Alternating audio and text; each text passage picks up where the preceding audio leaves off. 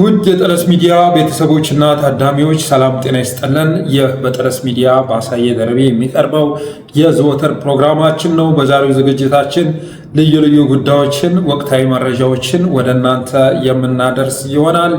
የጠለስ ሚዲያ ሜምበርና ሰብስክራይበር በመሆን ስቲከሮችን በማበርከት ብሎም ዝግጅታችንን ላይክ፣ ሼር በማድረግና ለሌሎች በማጋራት ሚዲያችንን ለምታበረታቱ ወገኖች ያለንን ምስጋና እየገለጽን ሌሎች ወገኖችም ዝግጅታችንን ማየት ከመጀመራችሁ በፊት ሰብስክራይብ አድርጉ፣ ሜምበር ሁኑ፣ ስቲከሮችን አበርክቱ በማለት በቀጥታ ወደ ዕለቱ መርሃ ግብር እናልፋለን።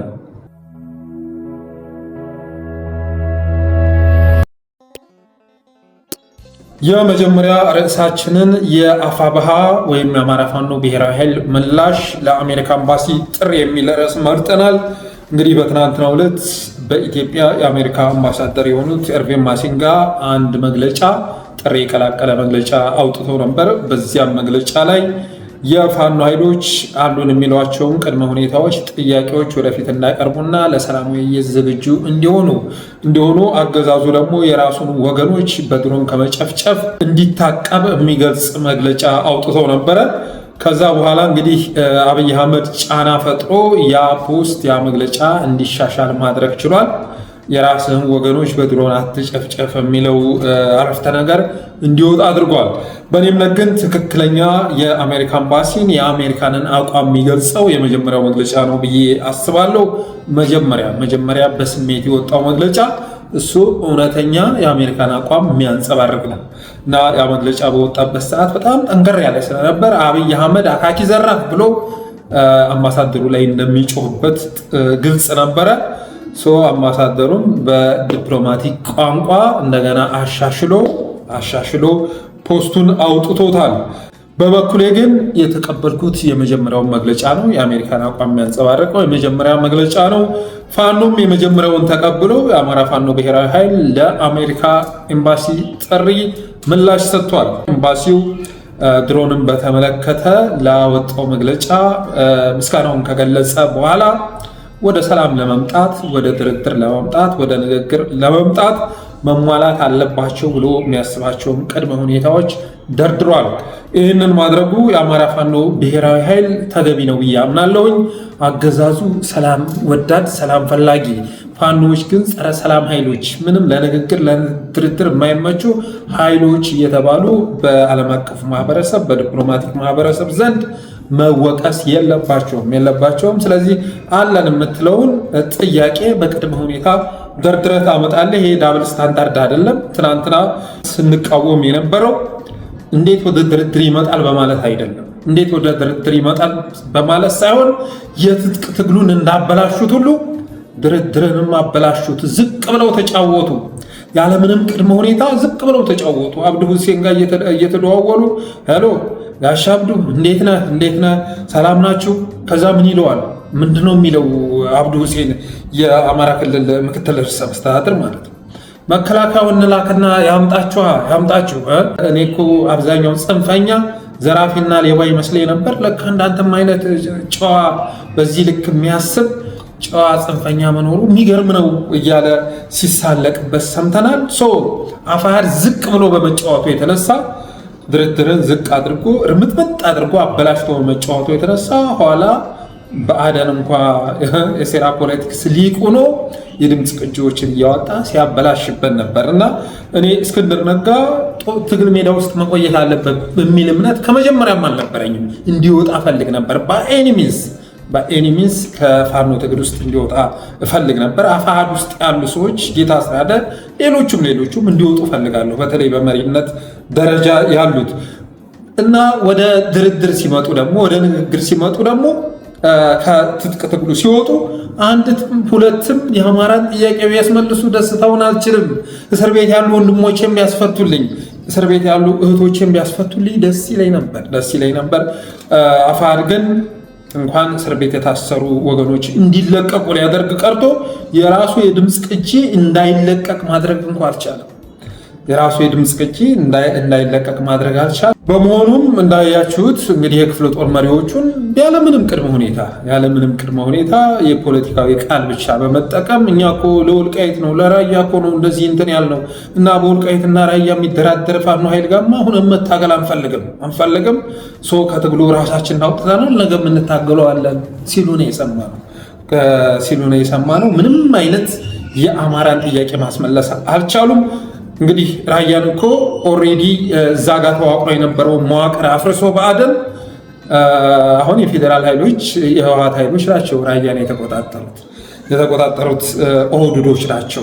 እነ ጸዳሉ ግን በራያ ጉዳይ ፋኖን ሲወቅሱ ነበረ፣ አፋብኃን ሲወቅሱ ነበር። ይሁንና አፋሕድ ያለምንም ቅድመ ሁኔታ ዝቅ ብሎ ጎንበስ ብሎ የገባበትን የድርድር ሂደት ትናንትና አፋብኃ ሰቅሎታል፣ ወደ ከፍታው መልሶታል ብዬ ነው የማስበው። እኔ እነዛን ነጥቦች በፍጹም አብይ አህመድ ሊቀበላቸው አይችልም። ነጥቦቹን ዝርዝር አይደለም ወደ 9 አካባቢ ቅድመ ሁኔታ ነው ያስቀመጠው። የመጀመሪያውን እንዳነበበ ትሽ ብሎ ያወጡትን መግለጫ ውድቅ እንደሚያደርገው ጥርጥር የለውም። እና ምን ቅድመ ሁኔታ አስቀመጠ በሚለው ጉዳይ አንደኛ ያለምንም ቅድመ ሁኔታ መከላከያ ክልላችንን ለቆ ይውጣ ይላል። ያለምንም ቅድመ ሁኔታ መከላከያ ክልላችንን ለቆ ይውጣ፣ የአማራ ብልጽግና እና የፕሮስፐሪቲ ማስተባበሪያ ቅርንጫፍ ጽሕፈት ቤቶች ይዘጉ፣ የአማራ ብልጽግና የሚባለው መፍረስ አለበት፣ እሱ ያዋቀረው የክልሉ የጸጥታ ኃይልም መፍረስ መቻል አለበት፣ ከዛ በፋኖ የሚመራ የክልል የሽግግር መንግስት ይዋቀር ይመስረት በማለት ይጠይቃል። ይሄ ማለት በተዘዋዋሪ አብይ አህመድ ስልጣን ይልቀቅ ማለት ነው። ሞት ቢሆን የፈለገ ነገር ቢመጣ አብይ አህመድ ብአዴንን ሊያፈርስ አይችልም። የፈለገ ተአምር አንዳንዶቹ ዝቅ ያድርጎታል። እኛ እኮ የምንዋጋው ለ4 ኪሎ ነው፣ ለባህር ዳር እኮ አይደለም ለ4 ኪሎ ነው ሲሉት ባህር ዳርን ተቆጣጠርክ ማለት 4 ኪሎን ተቆጣጠርክ ማለት ነው። ጌታ ያጓል። አብይ አህመድ አማራ ክልልን ለቆ በወጣ ቅጽበት፣ አማራ ክልልን ለፋኖ ኃይሎች አስረክቦ በወጣ ቅጽበት ደቡብ ከሱ ቁጥጥር ውጭ ይወጣል። ትግራይ አሁን ከሱ ቁጥጥር ውጭ ነው። በተመሳሳይ መልኩ ኦሮሚያም ላይ ተመሳሳይ ነገር ይከሰታል። ስለዚህ ባህር ዳርን ባስረከበ ቅጽበት 4 ኪሎን እንዳስረከበ ቁጠረው እና ይችን ቅድመ ሁኔታ ሲያነብ አብይ አህመድ ይህን መግለጫ ውድቅ እንደሚያደርገው ጥርጥር የለውም። ያለምንም ቅድመ ሁኔታ መከላከያ ክልላችንን ለቆ ይውጣ፣ የአማራ ብልጽግና እሱ መፍረስ አለበት፣ የማስተባበሪያ ቅርንጫፍ ጽሕፈት ቤቶቹ መዘጋት አለባቸው፣ የክልሉ የጸጥታ ኃይል ይፍረስ እና በፋኖ የሚመራ የክልል የሽግግር መንግስት ይቀለስ ነው የሚለው። ይሄ ከባድ ቅድመ ሁኔታ ነው። ሁለተኛ፣ ዓለም አቀፍ የሰብአዊ መብት ድርጅቶች ወደ ክልሉ ገብተው ገለልተኛ በሆነ መልኩ በህዝባችን ወይም በንጹሃን ላይ የተፈጸመውን የጦር ወንጀሎች የሚመረመሩበትና ተጨባጭ የሆነ እርምጃ የሚወስዱበት ሁኔታ ይመቻች። ይህም ከባድ ቅድመ ሁኔታ ነው። ዓለም አቀፍ የሰብአዊ መብት ድርጅቶች ወደ ክልሉ ገብተው ገለልተኛ በሆነ መልኩ በህዝባችን ወይም በንጹሃን ላይ የተፈጸሙ የጦር ወንጀሎችን የሚመረምሩበትና ተጨባጭ የሆነ እርምጃ የሚወስዱበት ሁኔታ ይመቻችላል። ሶስተኛ፣ ያለ ጥፋታቸው በማንነታቸው ብቻ የታሰሩ የአማራ ልጆች ያለምንም ቅድመ ሁኔታ በአፋጣኝ እንዲፈቱና የታገቱ የፋኖ ቤተሰቦች እንዲለቀቁ ይጠይቃል። አራተኛ፣ የተቋረጠ የስልክ፣ የኢንተርኔት፣ የኤሌክትሪክ፣ የውሃ፣ የባንክ አገልግሎት በፍጥነት እንዲጀምር። አምስተኛ፣ በአማራ ላይ የተጣለው እንቅስቃሴ ገደብ አማራ በክልሉም ውስጥ ከክልሉ ውጭም በአዲስ አበባ በኢትዮጵያ ደረጃ የአማራ ህዝብ እንደ ልቡ ተንቀሳቅሶ እየሰራ አይደለም፣ እሱ በአፋጣኝ መስተካከል ከቻለ የሚል ቅድመ ሁኔታ ያስቀምጣል። ሌላ ሰብአዊ እርዳታን በተመለከተ ብዙ የተፈናቀሉ አሉ። በአማራ ክልል ሰብአዊ እርዳታ በአፋጣኝ የሚቀርብበት ሁኔታ መመቻቸት አለበት ይላል። ሌላ ባለፉት 10 ገዳማ ዓመታት በክልሉና በአገሩ በሚኖረው አማራ ላይ በአገዛዙና በተለያዩ ኃይሎች ለተፈጸሙ የጦር ወንጀሎች እውቅናና ካሳ መስጠት ከተቻለ፣ ይህንንም አብይ አህመድ በፍጹም ሊቀበለው የሚችል አይደለም። ሸኔ የሚባል መዋቅር አደራጅቶ አማራን ሲጨፈጭፍ የነበረው አብይ አህመድ ይህንን ከሚቀበል ቢሞት ይመርጣል። በራሱ አንገት ላይ ገመድ እንደ መስቀል እንደ ማንጠልጠል የሚቆጠር ስለሆነ በፍጹም ሊቀበለው አይችልም። ሌላ የማንነት ጥያቄ ለሚነሳባቸው አካባቢዎች ራያ፣ ወልቃይት፣ መተከል፣ ደራ ለነሱ እውቅና መሰጠት አለበት ይላል። እንግዲህ አፋሕድን ጨምሮ ትናንት የገቡ የሶስት ክፍለ ጦር መሪዎችን ጨምሮ እነ ሀብታሙ አያሌው ሀብታሙ ትናንትም ሲያነበንን ነበረ። ከብልጽግና ጋር በግልጽ ለመስራት ሶስት የክፍለ ጦር አመራሮች ያስገባውን አፋሕድ እና የአማራ ፋኖ ብሔራዊ ኃይልን ከህወሓት ጋር እንደሚሰራ አድርጎ አቻ በማስቀመጥ ማለት ነው። የአማራ ፋኖ ብሔራዊ ኃይል ከህወሓት ጋር እንደሚሰራ አንዳንድ ኃይሎች ደግሞ እስክንድርን ባልጨመረ መልኩ ከባዕድን ጋር እንደሚሰሩ አቻ አድርጎ በማስቀመጥ ይሄኛው ኃይል ወይም አፋብኃ ከህወሓት ጋር የሚሰራው ራያና ወልቃይትን ለመስጠት ተስማምቶ ነው እያለ ሲል ነበረ።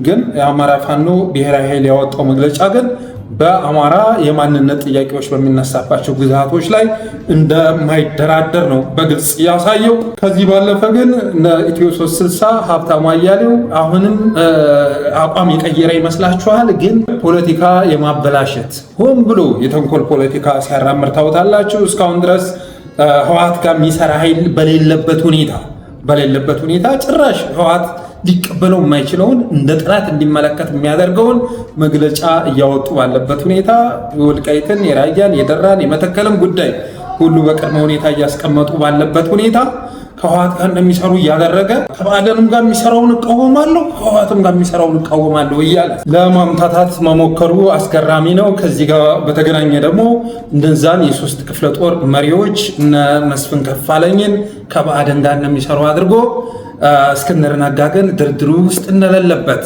እና ባዕድን ጋር እየሰራ እንዳልሆነ ለማስተላለፍ የሚሞክረው መልእክት ልክ አይደለም። እንደምታስታውሱት የዳውንቱ ስብሰባ መደረጉ በተሰማ ቅጽበት የዳውንቱ ድርድር መደረጉ በተሰማ ቅጽበት እስክንድር ነጋ በቲክቶኩም በዩቲዩብም በሁሉም ፕላትፎርም በመምጣት ለማስተባበል ጥረት ሲያደርግ ነበረ እና በወቅቱም ሲሰጣቸው በነበሩ ማብራሪያዎች እኔ ኃላፊነቱን ወስዳለሁ ብዬ ነው ያስገባቸው ወደዚህ ሁኔታ። እንደውም አንዳንድ የአፋሕድ መሪዎች ይሄ ነገር ስማችንን የሚገድል የበለጠ የሚጎዳን ስለሆነ እዚህ ድርድር ላይ መገኘት የለብንም፣ እዚህ ንግግር ላይ ነው ያለው እሱ፣ ንግግር ላይ መገኘት የለብንም ብለው ነበር። ሙሉ ኃላፊነቱን እኔ ወስዳለሁ ብዬ ነው ያስገባችሁ በማለት ሲናገር ነበር። ስለዚህ የመጀመሪያው ቁንጮ እሱ ነው። ያም ሆኖ ግን ለምን ተደራደርክ አይደለም ልክ እንደ ትግሉ ሁሉ እንደ ትጥቅ ትግሉ ሁሉ ድርድርንም አበላሸው። አንድ እንኳን የአማራ ጥያቄ በማያስመልስ መልኩ እንዲቋጭ አደረግከው። የሚኒሻ ዘርፍ የአማራ ክልል የሚኒሻ ዘርፍ ኃላፊ ምክትል ኃላፊ ከመሆን በዘለለ አንድ እንኳን የታሰሩ የአማራ ልጆችን እንኳን በሚያስፈታ መልኩ ማድረግ አልቻልክም የሚል ነው ትችታችን። ከዛ ውጭ ግን እንዴት ትደራደራለህ? እዛው ትጥቅ ትግሉ ውስጥ መቆየት አለብህ የሚል አልነበረም። ለምን? ትጥቅ ትግሉ ውስጥ ሆኖ እስክንድር እያበላሸ ስለሆነ ማለት ነው። እየተዋጋ ያለው የፋኖ መሪዎችን ስለሆነ ሸዋ ላይ አሁን ለምሳሌ አገዛዙ መዋጋት ካቆሙ ዘመን የላቸውም። በኢንጂነር ደሳለኝ ሲያስብ ሸዋ የሚመራውን ጦር ላይ ነው ጦር ሲያዘምቱ ያየ ነው። ይሁንና ትናንት አፋብኃ ዝቅ ያደረገውን በጣም ያልከሰከሰውን የድርድር ሂደት አሁን ላይ የአማራ ፋኖ ብሔራዊ ኃይል ከፍ አድርጎ ትልልቅ ነጥቦችን ቅድመ ሁኔታዎችን አስቀምጦ ማምጣቱ የሚያስመሰግን ነው። እኔ ፎርዛት ማተር ዝም ብለን መግለጫውን ስንተረጉመው ድርድር አልፈልግም የሚል ይዘት ያለው ነው። ለምን? አብይ አህመድ የሚቀበለው ስላልሆነ ማለት ነው። የመጀመሪያውን ነጥብ እናነበበ ውድቅ የሚያደርገው ነው። ስለዚህ ድርድር አልፈልግም ከማለት ይልቅ እንደዚህ ከፍ አድርገህ የድርድር ነጥቦችን ዘርዝሮ መምጣት ተገቢ ነው ብዬ አምናለሁ።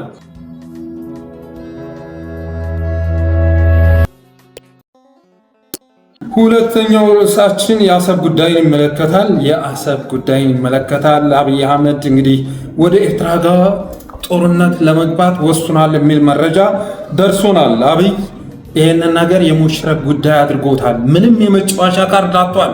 ሁሉንም የመጫወቻ ካርዱን ስላጣ አሰብን ለቀጣው ምርጫም ሆነ ለቀጣው የፖለቲካ ጉዞ ስንቅ ማድረግ ፈልጓል። ምንም እንኳን በጠመንጃ አሰብን ቢቆጣጠር ያንን በጠመንጃ ያሳካውን ስኬት ወደ ዲፕሎማሲ ቀይሮ ኢትዮጵያን የባህር በር ባለቤት የማድረግ እቅድ ባይኖረው ለተወሰነ ጊዜም ቢሆን ባለ በሌላ ኃይሉ አሰብን ተቆጣጥሮ በተለይ ደግሞ ለሚቀጥለው ምርጫ ግብአት ማድረግ ፈልጓል። ይህንንም እቅዱን ለማሳካት ደፋ ቀና እያለ ነው የሚል መረጃ ደርሶናል። ከዚህ ጋር በተገናኘም ጄኔራል አበባው በቀይ ባህር ጉዳይ የሚንጫጩ ቢኖሩም ዘመናዊ ሰራዊት ገንብተናል ማለቱ ተሰምቷል። የጦር ኃይሎች ምክትል ጠቅላይ ኤታማዦር ሹም ጄኔራል አበባው ታደሰ በልዩ ዘመቻዎች እዝ በስልጠና ላይ ለሚገኙት የሰራዊት አመራሮች በሀገራዊና ቀጠናዊ ጉዳይ ላይ ማብራሪያ በሰጠበት ወቅት የኢትዮጵያን የቀይ ባህር ጥያቄ አንስቷል። ብዛት ቁጥር ያለው ህዝብ ይዘን በሰላማዊ መንገድ የቀይ ባህርን የወደብ አማራጭ መጠቀም አለብን ማለታችን እንደ ስህተት ቆጥረው የሚንጫጩ ቢኖሩም ጥያቄያችን ፍትሐዊ ነው በማለት ጄኔራል አበባው ታደሰ ተናግሯል። በወታደራዊ ኃይል አሰብን ለመቆጣጠር ሰፊ ዝግጅት እየተደረገ ነው። እንደምታዩትም እነ በለጠ ሞላ አሰብ የማናት የሚል መጽሐፍ ይዘው ፎቶ ለቀውልናል። መልእክቱ ግልጽ ነው። በቀጣይ እንግዲህ ወደ አሰብ ማምራታችን ነው የሚል መልእክት ለማስተላለፍ ሞክረዋል።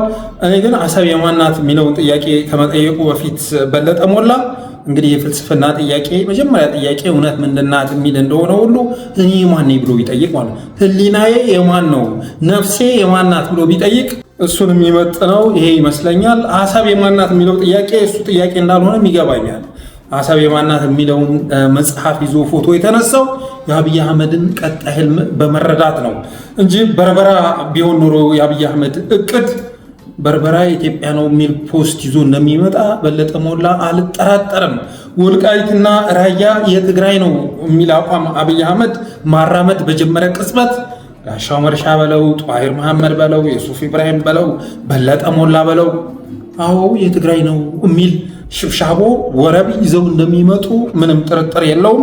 ኤኒዌይስ ግን በፎቶ ይህን ጉዳይ የለቀቁልን አሰብ የማናት የሚል መጽሐፍ ይዘው የለቀቁ በቀጣይ አብይ አህመድ የአሰብን ጉዳይ ኢትዮጵያውያን ልብ ውስጥ ለመግባት የመጨረሻ አማራጭ የቀረኝ ይሄ ነው ሌላ ካርድ የለኝም ብሎ በማሰቡ የተነሳ ቁርጥ የሆነ ውሳኔ ወስኗል። በለብ ለብ ምርጫ ለማሸነፍም በቀጣው ምርጫ ለማሸነፍም እንደ መጫወቻ ካርድ ሊጠቀምበት አስቧል።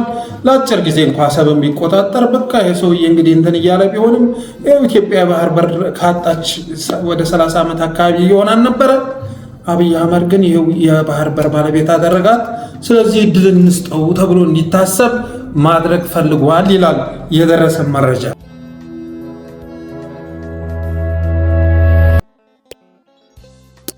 ቀጣው ርዕሳችን ደግሞ የጤና ባለሙያዎችን አመፅና ከሱ ጋር በተያያዘ እየተወሰዱ ያሉ እርምጃዎችን እየመጡ ያሉ አጀንዳዎችን ይመለከታል። በዚህ ርዕሳችን በጣም ወሳኝ ጉዳዮችን እናነሳለን።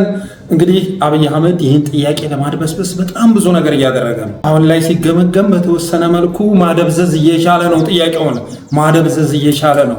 እንዴት ማደብዘዝ ቻለ በሚለው ጉዳይ ላይ በቀጣይ እንሄድበታለን። ከዛ በፊት ግን አዲስ አበባ የሚገኝ አንድ ዶክተር ጋር ደውዬ ነበረ። ወዳጄ የሆነ ዶክተር ጋር ደውዬ እንዴት ነው ጥያቄያችሁ? እንዴት እየሄደ ነው? ሆስፒታሎችስ ያለው እንቅስቃሴ ምን ይመስላል? በእናንተስ ላይ የሚወሰደው እርምጃ ያለበት ሁኔታ እንዴት ነው በማለት ጠይቄው ነበር። ተወኝ እባክህ ተወኝ፣ ደሞዝ ጭማሪ ይደረግልን፣ ዳቦ መብላት አልቻልንም የሚል ጥያቄ አነሳችሁ ብሎ ከቤታችን እያፈሰ እየወሰደ እስር ቤት ያስገባናል። ከዛ 3 ቀን ካሰረ በኋላ ፍርደ ገምድል ዳኞች አሉት፣ እነሱ ፊት ያቀርባል። 100 ሺህ ብር እየተቀበለን ነው፣ 50 ሺህ ብር እየተቀበለ እየለቀቃቸው ነው ጓደኞቻችንን። የዳቦ ጥያቄ ያነሱ ርቦናል ያሉ ቸግሮናል ያሉ የጤና ባለሙያዎችን ፍርደ ገምድል ዳኞች ፊት እያቀረበ 100 ሺህ ብር የዋስትና ገንዘብ ሲቀበላቸው አስባችሁታል? 50 ሺህ ብር የዋስትና ገንዘብ እየተቀበለ ሲለቃቸው አስባችሁታል? ራበን ቸግረን ያሉ የጤና ባለሙያዎች ከቤተሰቦቻቸው እንደገና ከዚህ ተበዳድረው 100 ሺህ ብር እንዲከፍሉ 50 ሺህ ብር እንዲከፍሉ እያደረጋቸው ነው በማለት አጫወተኝ። ደሞዝ ይጨመርልናል ብለው ሲያሰቡ ጭራሽ እየተበደሩ የዋስትና ብር እንዲከፍሉ እያደረጋቸው ነው አለን። በጣም የሚያሳዝን ዱርዬ መንግስት እኮ ነው ስልጣን ላይ የመጣው ጋይስ፣ ዱርዬ መንግስት። እነዚህ ዶክተሮች እንግዲህ አብዛኞቹ ስፔሻሊስቶች ናቸው። ብዙ ነገር ያጠኑ፣ በጣም ብዙ ነገር በጥልቅ ማሰብ የሚችሉ ሰዎች ናቸው። ይሁንና አገዛዙ ግን ትሪት እያደረጋቸው ያለው ልክ እንደ ሃይስኩል ተማሪ እነዚህ የብልጽግና ደንቆሮ ካድሬዎች በዛ መልኩ ነው ትሪት እያደረጓቸው ያሉ። መቼም በጣም የተማሩ ያወቁ ዶክተሮች ስፔሻሊስቶች እንደመሆናቸው መጠን እነሱን በሚመጥን ሌብል መጫወት ያስፈልጋል። አገዛዙ ግን እያደረገ ያለው ነገር በጣም የወረደ የሃይስኩል ያመፁ ተማሪዎች ላይ አንድ አምባገነን ስርዓት የሚወስደውን እርምጃ ነው ዶክተሮቹ ላይ እየወሰደ ያለው ማለት ይቻላል። ከዚህ ጋር በተያያዘ 1000 ሐኪም አባረር ያለው ብሏል ጳውሎስ ሆስፒታል። 1000 ሐኪም አባረር ያለው በማለት ሲናገር፣ ደረጀ ድጉማ ደግሞ ሆስፒታሎቻችን ያለምንም መስተጓጎል ስራ እየሰሩ ነው በማለት ተበሽክቷል። እንግዲህ 1000 ዶክተር አባረር ሆስፒታሉ ያለምንም መስተጓጎል ስራ ሲሰራ አስባችሁታል።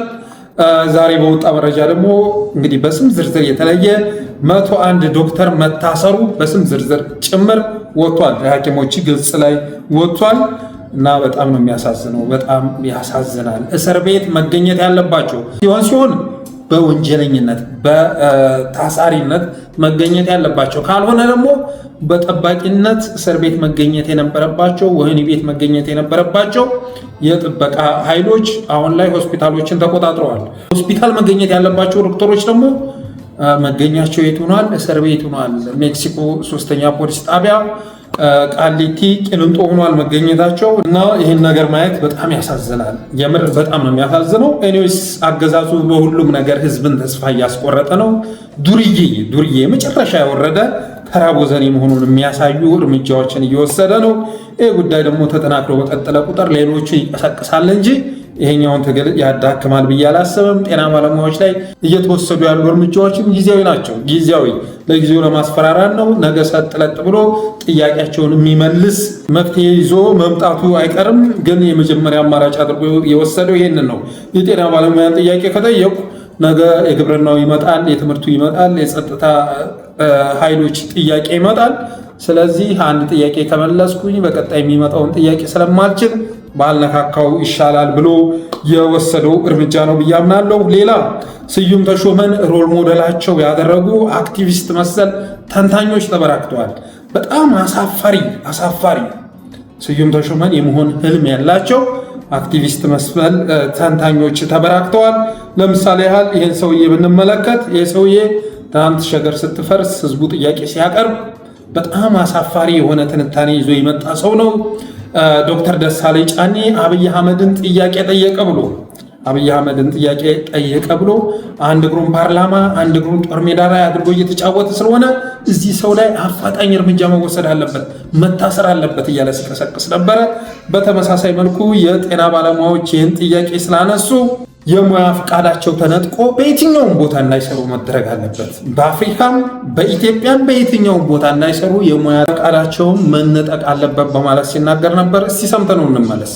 እነኚህ የሕክምና ባለሙያዎች የደሞዝ ጥያቄ ብቻ ሳይሆን ስግብግብነት ነው። የግል ሆስፒታል ውስጥም እንዳይሰሩ ላይሰንሳቸው መነጠቅ ነው ያለበት። የትኛውም የግል ሆስፒታል ውስጥ እንዳይሰሩ ላይሰንስ ኢትዮጵያ ውስጥም ሆነ ከኢትዮጵያ ውጭ ወጥተው እንዳይሰሩ ላይሰንሳቸው መነጠቅ ነው ያለበት። የደሳለኝ ጫና አይነቱ አንድ እግሩን ጫካ ውስጥ አድርጎ በሌላ እግሩ አዲስ አበባ ፓርላማ ውስጥ ሆኖ የጊዜ ጉዳይ እንጂ እንደሱ አይነት ሰው መንግስት ሊታገሰው አይገባም። ቢኮዝ ይሄ ሰውዬ ጠመንጃ አልታጠቀም እንጂ የጠመንጃ የታጠቁ ሰዎችን ስራ ነው እየሰራ ያለው። ፓርላማው የህዝብ ነው። ነገር ግን ብዙ ጊዜ እሳቸውን ካየሃቸው የሚናገሩት ንግግር ለምሳሌ ይታሰራል ሰው ብለዋል። ጠቅላይ ሚኒስትሩ ምናልባት ምላሽ ሰጥተዋቸዋል። ምክንያቱም እርሳቸው ነበረ የሚታሰሩት። በጣም ብዙ ስድብ የሚመስሉ ንግግሮችን ነው የተናገሩት። እንደውም በጣም አደገኛዎቹ በኢትዮጵያ ፖለቲካ የደሳለኝ ጫኔ አይነት ሰዎቹ ናቸው። ምክንያቱም ህገ መንግስት የሰጠውን መብት ተጠቅመው ጸረ ህገ መንግስት ስራ እየሰራ ነው ያለው ሰውዬ። ያው እንደሰማችሁት ነው። በጣም አሳፋሪ የሆነ ትዕዛዝ ነው ብዙ ጊዜ ሲያስተላልፍ የምትሰሙት። ይሄ ሰውዬ የሚገርመው ነገር እንደዚህ ብሎ መናገሩ አይደለም። አብይ አህመድ አገዛዙ እንዳጠቃላይ እነዚህን ሰዎች አማካሪ ያደረገው እነሱ ያስተላለፉት ትዕዛዝ ብዙ ጊዜ የመፈጸም እድል አለው እና ስዩም ተሾመ እና ይሄን የመሰሉ ሰዎች የሚሰጡት አስተያየት ብዙ ጊዜ ተፈጻሚ ይሆናል። በመሆኑም ስለ ጤና ባለሙያዎች እንደዚህ ብሎ መናገሩ ሳይሆን አስገራሚው ነገር ይህንን ምክር ደረጀ ድጉማ ተቀብሎ የሙያ ፍቃድ እንነጥቃለን የሚል ድንፋታውን ይዞ መምጣቱ ነው። የሙያ ፍቃዳቸውን እንነጥቃለን፣ እናባረራለን፣ እርምጃ እንወስዳለን የሚል ድንፋታ ይዞ መምጣቱ ደረጀ ድጉማም ያችን የብልግና ምክረ ሀሳብ እንደ ትክክለኛ ሀሳብ ተረክቦ መቶ ኢቲቪ ላይ ሲያነበንብ ነበረ። ከዚህ ሰውዬ ባለፈ አንዳንድ ተንታኝ ነኝ የሚሉ የዩቲዩብ ቻናል ያላቸው እና በቅርቡ ለብልጽግና የፈረሙ ሰዎችም የጤና ባለሙያዎችን ጥያቄ ሲያንቋሽሹ ነበር። እኔ ስም መጥራት አልፈልግም፣ ግን $2000 በወር የሚከፈላቸው $2000 እስኪከፈላቸው ድረስ ብልጽግና ወንጀለኛ ነው ሲሉ የነበሩ ትናንትና ከሀገር የተሰደቱ ሰዎች $2000 ሲሰጣቸው ያችን ብራቸውን ኪሳቸው አስገብተው የጤና ባለሙያዎችን ጥያቄ ሲያንቋሽሹ ነበር። የጤና ባለሙያዎች ያደረጉት የስራ ማቆም አድማ ሰላማዊ ትግል ተብሎ ሊገለጽ የሚችል አይደለም፣ ወንጀል ነው በማለት ሲናገሩ ነበር። በጣም አሳፋሪ ራስ ወዳድ እንደዚህ አይነት ተልካሻ ፍጡራንን መታገል ያስፈልጋል ጋይስ። ለራሳቸው $2000 ተረክበው ኪሳቸው ካስገቡ በኋላ ጤና ባለሙያዎች የሚያነሱትን የዳቦ ጥያቄ በ10,000 የሚንገበገቡ ዶክተሮች ያነሱትን ጥያቄ ለማንቋሸሽ መሞከር ይሄ ኢሰብአዊነት ነው፣ ሆዳምነት ነው። እና እንደዚህ አይነት አስተያየት እኮ እንደው ከልብህ በፈለቀ መልኩ ቢተላለፍ ችግር የለውም። በገንዘብ ተቀጥረ $2000 በየወሩ እየላፍክ ያችን ገንዘብህን ለማስከበር ብለህ ይቺ የጤና ባለሙያዊ ጥያቄ ቶሎ ካልተቀለበሰች ወደ ሌሎች ትቀጣጠልና $2000 የሚከፍለኝን አገዛዝ ያስወግድብኛል። ስለዚህ በቻልኩት አቅም የአቅሜን አስተዋጽኦ አድርጌ $2000 ለማስከበር 10,000 የሚከፈላቸውና መብላት የተሳናቸው ዶክተሮች የሚያነሱትን ጥያቄ ማድበስበስ አለብኝ፣ ወንጀል ነው ማለት አለብኝ የሚል ትንታኔ ይዞ ለመምጣት ህሊና መግደል፣ ልቦናን መረሸን ያስፈልጋል። በጣም አሳፋሪ ነው። ዛሬ ጊዜ ገጠመን ብላችሁ ጥቅም አገኘን ብላችሁ የምትተፏት እያናኗ ጥፋት ነገ ታሪኩና ትመጣለች። ይሄ ደግሞ አሁንም ቢሆን አብዛኛው የተናገራችኋቸው ንግግሮች ቫይራል ሆነዋል። ቫይራል የሆኑት ኢንፍሉዌንሻል ስለሆናችሁ አይደለም። ትናንትና ማት ነገር ስታነበንቡ አድማጭ አልነበራችሁ። በጣም የወረደ ሀሳብ ይዛችሁ ስለመጣችሁ ግን ሶሻል ሚዲያው ይመዘግባል እና ነገ ይሄ ቀን ሲያልፍ ቀና ብላችሁ ማስተባበያ የማሰጡበትን ነገር ባትናገሩ መልካም ነው ማለት እወዳለሁ። በተረፈ ብዙ የሚዲያ ባለሙያዎችን አስፈርሟል። ከነዚህ መካከል አንዱ ቴዲ አዋሳ ነው። ቴዲ አዋሳ አሁን በግልጽ መጥቷል። የሚያቀርባቸውን ብትመለከቱ ቴዲ የተፈራረመው ምን በመሆን ነው ያለውን የሚዲያ እንትን የብልጽግና ፕላትፎርም በማድረግ ማለት ነው። ብዙ ጊዜ ኃላፊነቱን እየተወጣ ያለው ቀጥታ ወስዶ ለብልጽግና በመከራከር ለብልጽግና በመሟጋት ሳይሆን የትኛውን ቦታ ላይ እድል ሊሰጣቸው የማይገቡ የብልጽግና ካድሬዎችን እሱ ፕላትፎርም ላይ እየመጡ እንዲያነበነቡ ማድረግ ጀምሯል። ይህንን አጠናክሮ ቀጥሎ አሁን ዶክተር ዳኛቸው ሳይቀሩ ይሄ መሃል ሜዳ ምናምን ሚል ዩቲዩብ ቻናል ያለው እንትን ሳይቀር እሱ ሚዲያ ላይ እየመጡ የፋኖን ትግል ማጠልሸት እና ለብልጽግና መሟገት ጀምረዋል። $60,000 የሚገዛ የድሮን ጥይት ተኩሶ ወታደር አፍሶ የፋኖን ትግል ማዳቀም ያልቻለው አገዛዝ $60,000 አንድ የድሮን ጥይት ከምገዛ ይህንን እኮ ብበታትነውና ለአክቲቪስቶች ለሚዲያ ባለሙያዎች ብሰጣቸው ብዙ ስራ መስራት እችላለሁ፣ በፕሮፓጋንዳ የበላይነቱን መውሰድ እችላለሁ በማለቱ የተነሳ በቅርቡ ያስፈረማቸው አክቲቪስቶች ቴዲ አዋሳን ጨምሮ ሌሎችንም ጨምሮ በሐኪሞች ጥያቄ፣ በአማራ ሕዝብ ጥያቄ እና በኢትዮጵያ ሕዝብ ጥያቄ ሲረማመዱ እያየን ያምኑ ግን የጤና ባለሙያዎች ጥያቄ ሊቆም ባለመቻሉ የተነሳ እንኳን ሊቆም ቀርቶ ደቡብ ክልል ላይ እንደምታዩት መምህራኖች ሁሉ የዳቦ ጥያቄ ማንሳት ጀምረዋል። ሊቆም ባለመቻሉ የተነሳ ሶሻል ሚዲያው በየቀኑ የሚያላምጠው አጀንዳ ልንሰጠ ይገባል እና ሶሻል ሚዲያው ላይ አጀንዳው ቀዘቀዘ ማለት የጤና ባለሙያዎች የሚል ፖስት ስትለጠፍ የጭ እያለ ስክሮል ማድረግ ከጀመረ አብዛኛው ሰው ምድር ላይም መቀዝቀዙ አይቀርም። ዋናው ነገር ሶሻል ሚዲያ ላይ ያለውን ግለት ማጥፋት ነው የሚል አቋም በመወሰዱ የተነሳ ነፍ አጀንዳ እየተሰጠ ነው። ነፍ በየቀኑ ማለት ነው። በየቀኑ አጀንዳ እየተወረወረ ነው። ባለፈውም አንዳንዶቹን አቅርቤ ነበር። ቀጥሏል። አሁን አጀንዳ መስጠቱ ቀጥሏል። ለምሳሌ ያህል አጀንዳ የመስጠት ሂደቱ የተጀመረው በመጀመሪያ በአብይ አህመድ ነው። ልክ ዶክተሮች እንዳመፁ ሰለሞን ጋር ተደወለ፣ ሶልቴክ ጋር ተደወለና ሶል እንዴት ነው አንድ ፕሮግራም የምናዘጋጅና በኤአይ እና ሮቦት ዙሪያ ብንናገር ምን ይልሃል አለው። በል በአፋጣኝ ይህንን ፕሮግራም አዘጋጅና እመጣለሁ ብሎ ደወለ። ከዛ አብይ አህመድ ሄደና ቤት ለቤት አገልግሎት የሚሰጡ ሮቦቶች ስራ ይጀምራሉ፣ በቀጣይ 7-8 ዓመታት ስራ ይጀምራሉ የሚል አጀንዳ ለመስጠት ሞከረ። ያችንም ሶሻል ሚዲያው ተቀብሎ ለጥቂት ጊዜ ያህል አጀንዳ ካደረገ በኋላ ቆይቶ ምን የሚል ጥያቄ ይዞ ቢመጣ ጥሩ ነው? የሐኪሞቻችን የዳቦ ጥያቄ ይመለስ የሚለው አጀንዳውን እንደገና ይዞ ወደ ሶሻል ሚዲያ መጣ። ከዛ ብልጽግና ተሰባሰበና ኧረ ጎበዝ ይሄ ነገር እኮ ሶሻል ሚዲያ ላይ አልቀዘቀዘም፣ ምን ይሻላል ለሶሻል ሚዲያው ምን አይነት አጀንዳ ብንሰጠው ይሻላል ብለው ተመካከሩና እንግዲህ ያችን የጠፈር ጉዳይ ለኤልያስ መሰረት ሹክ እንበለው እንዴ ተባለ። ሹክ እንበለው ከዛ እሱ እንዲያጣራ እናድርግ።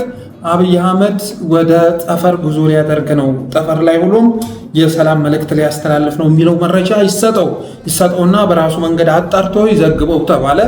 ከዛ ለኤልያስ መረጃው ተነገረው። ኤልያስ እንግዲህ ከማን እንደተሰጠው መረጃውን ያውቃል ብዬ አልገምትም። ኤልያስ አጣርቶ እውነታውን ያጋራል። ይህ አጀንዳ ግን አሁን ላይ እንዲወጣ የተደረገው ሶሻል ሚዲያ ላይ ትልቅ አጀንዳ የሆነውንና ወደ ሌሎችም ለመስፋፋት እየሞከረ ያለውን የጤና ባለሙያዎች አመፅ ለማድበስበስ ታስቦ ነው። ስለዚህ ኤልያስ መሰረት አብይ አህመድ ወደ ጠፈር ጉዞ ሊያደርግ ነው፣ እዛም ሆኖ ስለ ሰላም ሊሰብክ ነው የሚል መረጃ አቀበለን። እሷንም ሶሻል ሚዲያው ለአጭር ጊዜ ነው ርዕስ ያደረገው። ከዛ ተመልሶ የሐኪሞች የዳቦ ጥያቄ ይመለስ ማለቱን አጠናክሮ ቀጠለ። ከዚያ ምን ተደረገ? አፋሕድ ጋር ሰፊ ንግግር ሲደረግ ነበረ። አፋሕድ ጋር ድርድር ሲካሄድ ነበረ። ከዛ ወደ ባዕዳን ተደወለና እነዛ ልጆች እስኪ እንዲገቡ አድርጋቸው ከዛ ሚዲያ ላይ ውሰዱና ኢንተርቪው አድርጓቸው፣ ከዚያ ፕሮግራሙን ልቀቁት፣ ኢንተርቪውን ልቀቁት፣ በዜና በምን አድርጋችሁ ልቀቁት ተባለ። እነ ጸዳሉ እንዲገቡ ተደረገ፣ እነ በለጠ እንዲገቡ ተደረገ፣ እነ አማኑኤል እንዲገቡ ተደረገ። ግን ሶሻል ሚዲያው ይህንንም አጀንዳ ሊያደርጉ አልቻለም። ከዚያ ይልቅ እኔ የሚገርመኝ የበለጠና የጸዳሉ መግባት ሳይሆን የእስክንድር ነጋ መዘግየት ነው በማለት አጀንዳውን አልፎ አሁንም የሐኪሞች ጥያቄ የዳቦ ጥያቄ መለስ ማለቱን አጠናክሮ ቀጠለ። እነ ጌታቸው ረዳ እና አምባሳደር ሬድዋን ሁሴን እስኪ ወደ ሚዲያ ብቅ በሉና አጀንዳ ለመስጠት ሞክሩ ተባሉ። እነሱም ወደ ኢቲቪ ስቱዲዮ ሂደው ለአንድ ሰዓት ያህል ቢያነበንቡም አጀንዳ መስጠት አልቻሉም። ከዛ ምን ተደረገ? ከዛ ትናንትና ምን መጣ? የወሎ የክልልነት ጥያቄ ለፌዴሬሽን ምክር ቤት ቀረበ ተባለ። አይታችሁታል። ኦኤምኤን ነው የዘገበው ማለት ነው። ይሄ እንግዲህ ከ15 ቀን በፊት ከዛ በላይ ከ3 ሳምንት ከ4 ሳምንት በፊት ለፌዴሬሽን ምክር ቤት ቀረበ እየተባለ ሲወራ የነበረ አጀንዳ ነው እና እንደ አዲስ ይህን አጀንዳ በመምጣት ኦኤምኤን ማለት እንግዲህ የኦህዴድ የብልጽግና ዋነኛ ሚዲያ ሆኖ በማገልገል ላይ ያለ ነው። ከነ ኦቢኤስ ከነ ኦቢኤን በላይ አሁን ላገዛዙ እየሰራ ያለው ኦኤምኤን ነው ማለት ይቻላል። በነገራችን ላይ ኦኤምኤን በአማራ ላይ በጣም ከፍተኛ በደል ሲያደርሱ ከነበሩ ሚዲያዎች ግንባር ቀደም ነው። የአማራ ባለሀብቶች እንዲታሰሩ፣ ጋዜጠኞች፣ የሚዲያ ባለሙያዎች፣ ፖለቲከኞች፣ የህዝብ ተወካይ ምክር ቤት አባላት እንዲታሰሩ ቅስቀሳ እያደረገ ጥቆማ ሲሰጥ የነበረ ሚዲያ ነው። ስለዚህ የሚዲያ የወሎ የክልልነት ጥያቄ ለፌዴሬሽን ምክር ቤት ቀረበ የሚል አጀንዳ ይዞ መጣ። እሱም አጀንዳ መሆን አልቻለም። ከዛስ ዮናታን አክሊሉ መጣላችሁ። ዮናታን አክሊሉ መጥቶ ምን ቢል ጥሩ ነው? ጥቁር ጉንዳን ከያዘ አይለቅም፣ ከለቀቀም እሾኩን እዛው ትቶ ነው የሚነቅ። ሰው ያለ ምክንያት ድሃ አይሆንም። ብራዘር ሰው ያለ ምክንያት ድሃ አይሆንም። እነግርሃለሁ፣ ሁላችንም ራቁታችን የመጣን ሰው ያለ ምክንያት ድሃ አይሆንም። የሆነ ጉዳይ አለ ወይ አመሉ